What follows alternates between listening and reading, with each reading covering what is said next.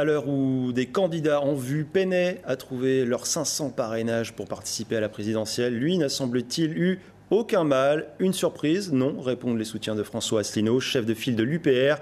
Quel est son programme? Quelles applications au niveau local? Et quel positionnement politique? On en parle avec mon invité ce soir. Bonsoir Philippe Comte.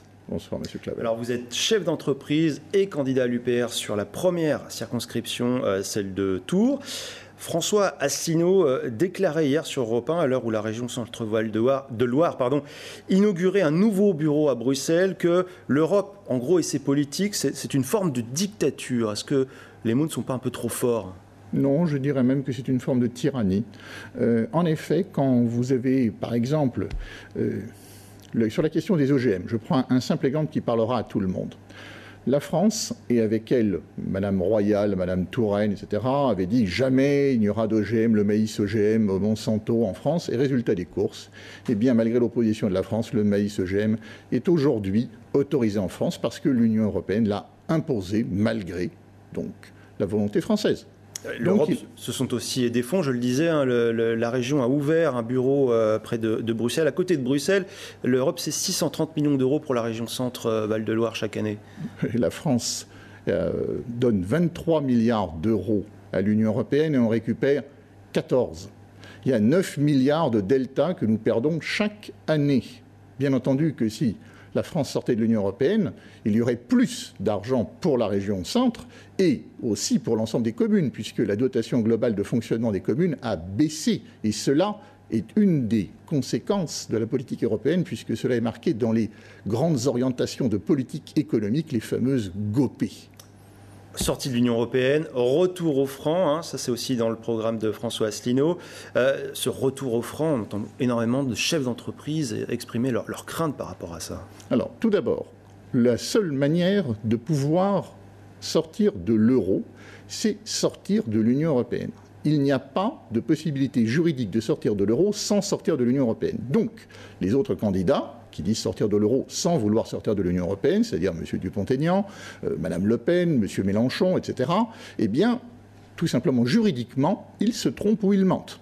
Il faut d'abord le savoir. Alors, en ce qui concerne la sortie de l'euro, bien entendu que cela ne fera que du bien à notre économie, puisque, après une sortie de l'euro sur 1 euro égale 1 franc, très rapidement, il y aura sans doute une dévaluation d'environ 10% qui permettra à nos entreprises de plus facilement exporter et aux produits importés d'être plus chers et donc aussi de pouvoir reconquérir notre marché intérieur. Les retraités ont peur de perdre du pouvoir d'achat, de se retrouver avec des retraites qui sont déjà parfois à 1 000 euros, encore plus faibles.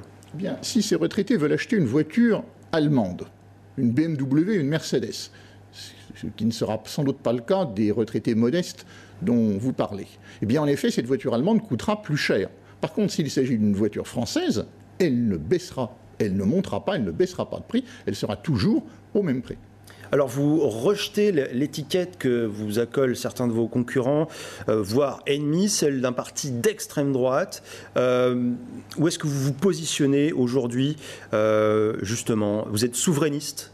Non, pas exactement. Nous sommes pour l'indépendance de la France.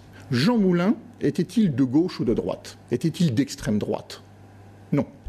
C'était l'indépendance de la France par rapport à l'occupation allemande. Tom Morel, qui avait organisé le maquis des Glières, il y avait avec lui des catholiques, des anarchistes espagnols, des Français sans parti réfractaires du STO.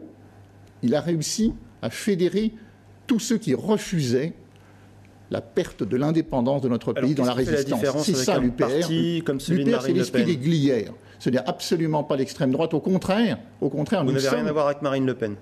Non seulement nous n'avons rien à voir, mais Marine Le Pen ment quand elle parle de l'Europe. Elle ment et je renvoie les téléspectateurs à une vidéo qu'on trouve facilement sur YouTube qui s'appelle « Les 21 positions du Front National sur l'Union européenne ».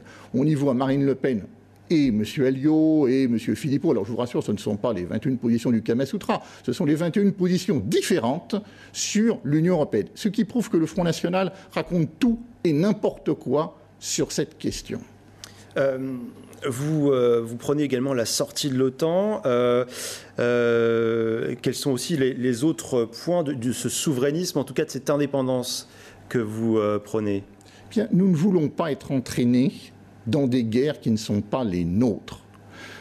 Depuis que la France est revenue avec M. Sarkozy dans l'OTAN, nous avons participé à des guerres illégales qui sont en Libye, en Syrie, sans aucun mandat de l'ONU. Résultat, eh bien, ces pays ont été détruits. La Libye, qui était un pays stable et plutôt riche, on pouvait critiquer Kadhafi sur certains points, mais au bout du compte, c'était un pays plutôt stable et riche. Aujourd'hui, ce sont des seigneurs de guerre qui s'entretuent, qui entretuent la population civile, et au bout du compte, eh bien, il y a des flux de réfugiés qui viennent en Europe, et c'est tout à fait normal, vu, je dirais, le désordre et la désolation que nos troupes, malheureusement, ont semé avec les Américains et les Anglais. Russie menaçante à côté, est-ce que c'est pas bon d'avoir quelques amis ? Alors, la Russie menaçante, ça, c'est peut-être aussi une certaine construction médiatique. Je vois, par exemple, beaucoup de constructions médiatiques à dire que M. Navalny serait un démocrate alors que M. Poutine serait un autocrate. M. Navalny est un abominable antisémite. Alors, précisez pour nos téléspectateurs. Monsieur Navalny, vous savez, c'est la personne qui était... il a fait une manifestation il y a quelques jours et il est allé quelques jours en prison et on l'a présenté comme un démocrate anti-Poutine, etc. Ce monsieur est un abominable antisémite, ce monsieur est un xénophobe, ce monsieur est d'extrême droite, d'ultra-droite même. Et pourquoi ne le dénonce-t-on pas ? Là, en effet, il pourrait y avoir une Russie agressive si c'était M. Navalny. M. Poutine a ses défauts, bien entendu, nous ne sommes pas poutinophiles, mais nous considérons qu'il y a à discuter avec l'ensemble des nations sur Terre, d'égal à égal, sans être justement sous la coupe d'une autre nation. Alors malheureusement, le temps file très vite. Quel est votre objectif pour cette présidentielle ?